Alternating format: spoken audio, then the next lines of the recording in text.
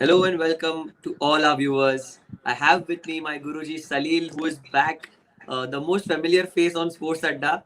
That's Salil, and he's with us here today for Royal Challengers Bangalore versus the Kolkata Knight Riders. How do you feel, Salil? IPL 2.0, the second edition of the 21 season. What's your take on this two-phased IPL that's happened for the first time? Oh, fantastic! I think this might be the first time that our tournament's been played almost 4 or 5 months apart, and they've ensured that everything almost remains the same. Well, the venue's changed, but not much. It's still in Asian conditions, and it's just fantastic for cricket. I mean, just getting back, to 8 really great teams. It's not like the Premier League where you have some relegating teams, but any team can really bounce up from the bottom of a table to the middle or the top in a few days. So quite quite excited for this tournament. RCB versus KKR, Salil, if you look back and think over this fixture, I can only see those Brendon McCullum sixes going out of the park in the first game of the IPL, the DLF IPL. So Brendon McCullum is in the dugout with KKR now as a mentor and as a coach. So do you think he would be prepping his team for this, second version of the IPL? They've not had a great first venture when they came out in India, and now here in Dubai, probably you could see something different from them, looking at their team and how they've played so far. Well, absolutely. I think they really need to make some changes from a variety perspective. They've possibly got one of the best sides, but at the same time, you've not seen them perform and bring out those results. Right. And they have a string of match winners. Captain himself, Alan Morgan, Dinesh Karthik, with so much credibility, and you also have players like Andre Russell. So quite clearly, I feel Dr. that Russell. it's quite possible that they really have the capability to bounce back. But at the same time, they haven't shown that this season, and that's I think a little bit of a question mark when it comes to a Brendon McCullum. So I think he and Owen Morgan in these few days would have really racked their brains to try and bring out the best combination, or maybe try to understand, in spite of having a good team, where is it that we're losing it? Where is it that those small parts, whether it's the spin department, whether it's the fast bowling department, whether it is your middle order or opening order. I mean, your opening batsman. So I think these are all those small parts of a T20 game that needs to be looked at in with quite minutely, you may say, purely because that's where you know that when your opening batsman is scoring at the rate of 120 of a strike rate of 120. I think the advice you need to give them is go from 120 to 150. That will drastically change the final total or the chasing which happens for the lower middle order. So Right. quite frankly, I think they would have really done that, knowing the guys from the Sena countries do a lot of analytics in the background, more than or maybe as much as they do on the field. I think they would be drawing certain analytics, and certain changes would definitely be required. I mean, if you look at the points table, you see them right at the bottom. I think just before KKR is right at the sunrise. bottom of the. Yeah. Yeah, yeah. They're second from the bottom. Yeah. And Salil, just talking a little bit about the points table here. Dhoni's picture obviously raises a lot of eyebrows because he's like a king on the top always. But looking at the points table, Salil, Bangalore had a great start in the first edition. Do you think that the Yes. break of momentum is really going to put a lot of problems or create a lot of problems for the unit as a whole? Not at all. I think a couple of things that would have really rocked Bangalore now would be Virat Kohli quitting the captaincy. Two, I think when they come back, although they're on the third place, they could have really been on first place. Even if they win today's match, they'll still be on third. I think because of their net run rate, and I think they'll be quite happy to come back after a break because they lost 2 out of their last 3 games. So Right. quite frankly, even Bangalore have, although they're looking pretty at top, they're also looking slightly shaky when it comes to all those news and all those controversies that come in cricket and come and go. And I honestly feel anybody making a personal decision should not really impact the game. That's true sportsmanship, and that's about being professional. So all in all, I think mixed reviews for them to get back. But yes, people like Virat Kohli definitely have a point to prove. If this is going to be his last season as a captain, Captain, I yeah. think he is going to go. He's going to go all out for this. You also have Yuzi Chahal in RCB, who's not been picked up by Virat Kohli for the T20 World Cup, so he definitely has a point to prove. I Right. feel, and nothing to do with the selection. I think his performance in the Sri Lanka tour was not the A-team standards, and I think that's why he's been left out. But yes, definitely playing for your franchise may get a chance in every match purely because you're a domestic player, and in the spin department, I think the RCB team also has a chance. I mean, don't forget Mr. 360. We've not even got there yet, so Right. they do have a chance, surely.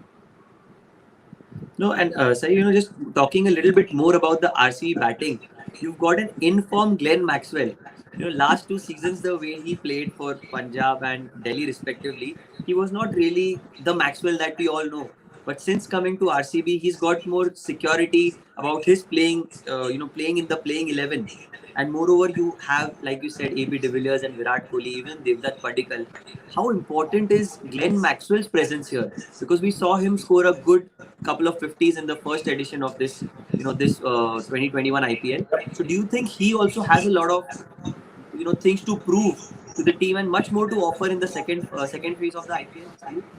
I think RCB as a team have a lot to prove. They've been in many finals and semi-finals before.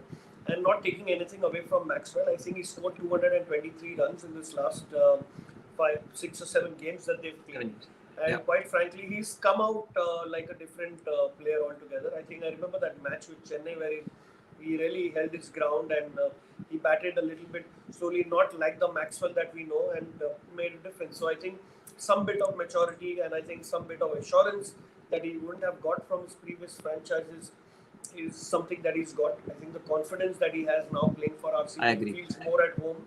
And Glenn Maxwell, is more like a territorial guy. I think he'll play better with the people he gels with. So, quite frankly, I think he's been the rock of the middle order.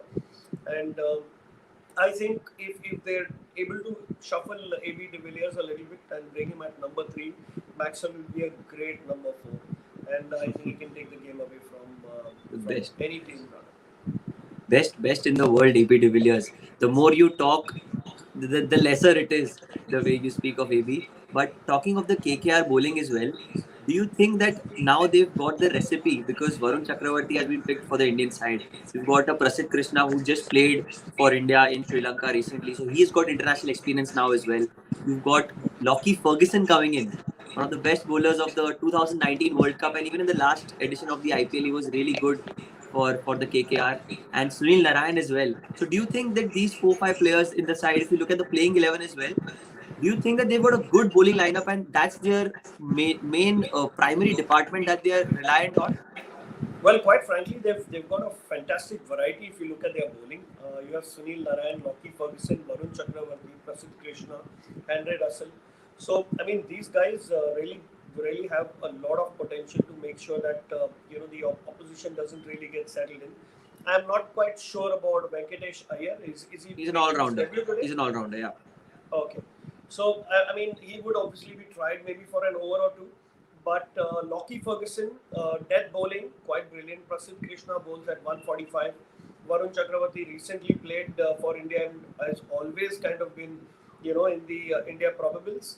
So Right. I think they've got a lot of variety in that department. And I think one of the positives that they really have from their last 7 matches is their bowling. So I think if you look at the bowling, I think you might expect a Prasidh Krishna to bowl the first over. Maybe along with Lockie Ferguson, maybe a couple of overs, and then maybe a spinner might just come on. Sunil Narayan maybe. Chakravarti, yeah. Sunil Narayan would definitely be a bowler in the power play, and Varun Chakravarti brings just that that variation that they have, which comes from an Indian player that you don't really have to risk him for maybe a Shakib Al Hasan, and then you have some other person which is put Right. because of your international restriction on number of international players. So quite frankly, looks very balanced, looks great on paper, and let's really see what happens. See, Salil, we spoke of both the teams now. I would like to know your opinion as in who is going to be the highest wicket taker in today's game in the first innings. If you had to just pick one bowler, your dark horse for today, would it be a Narayan, Ferguson? You've got great bowlers, but you have to pick one for me, Salil. Well, I think Lockie Ferguson would take 2 or 3 wickets. I think if he bowls a couple of overs in the first 6 overs, he has a possibility of taking a wicket. And but I think Aaron Morgan might just go with a spinner and a fast bowler. And if Lockie is supposed to bowl towards the death, then I think he might get the slogging wicket. So I think he might be the highest wicket taker for KKR. So Salil, mind you, I have a stat here that says in the last 3 innings that AB de Villiers has played against KKR, he's got 350s. And whenever ABD scores a 50, the team never loses 90% of the times. So do you think that, according to you, in this batting lineup, he's going to be the lethal man? And like you said, he's probably might be promoted to number 3, if at all they think of it that way. Do you think that we could see a half century or some brilliant hitting in the end by ABD? Well, you give him 3 or 4 overs, he'll still hit a half 50. He doesn't need to be Yes, on number 3. But absolutely. AB de Villiers absolutely is going to be one of the top players to watch out for. I think the kind of player he brings to the game and the way he can take the game away from the opposition. Stats show, the matches show, and a lot of records show that what AB de Villiers is capable of. He's from a different planet altogether. I think the one player that I would really like to focus on, and I think that might really get the runs today, is Virat Kohli. Because Yes. after such a big announcement and being one of the top 3 batsmen, or maybe the best, probably arguably the best batsman in all formats, for maybe 4 or 5 years now, he definitely has a point to prove. I think he started opening the innings. He can easily play the role of a sheet anchor with Devdutt Padikkal, and then later on accelerate at the time when Maxwell and ABD want to get slightly settled in. So I think Virat Kohli would be one of the other guys to watch out for. And if he plays, then ABD's batting would obviously be delayed more. No, Virat Kohli, like you said, arguably one of the best in the world. And some emotional scenes happened a couple of days ago when he announced that he's not going to be captaining the side anymore. He's playing his 200th IPL game, mind you. So another fantastic occasion. Everything is just right there for him to get Yes. a brilliant score. 71 runs short of being scoring 10,000 runs in T20 cricket. So some brilliant stats that are on the cards. Hopefully we can see runs from RCB batsmen and wickets from KKR. But if you had to pick a winner, or just the better side according to you, Salil, who would you choose and who would you go with? I think currently the way the things are going and the kind of hunger that is there, RCB look more likely to win this. I think they've won the toss and they're going to bat first. So I Right. think they've got pretty much an upper hand in today's game. Brilliant, Salil. One last question before we go. Players and umpires are out there. So one last question. What is going to be the final score according to you from the RCB? I think anywhere between 170 to 180 will be a good score. 170 to 180. The players, umpires are out there. We are eagerly waiting for some live action. So thank you for joining with me, Salil. I'll see you in the mid-match show. We'll talk more about how RCB went on with their innings. And thank you to all our viewers. This was Sports Adda Live. Take care. Thanks, Yash.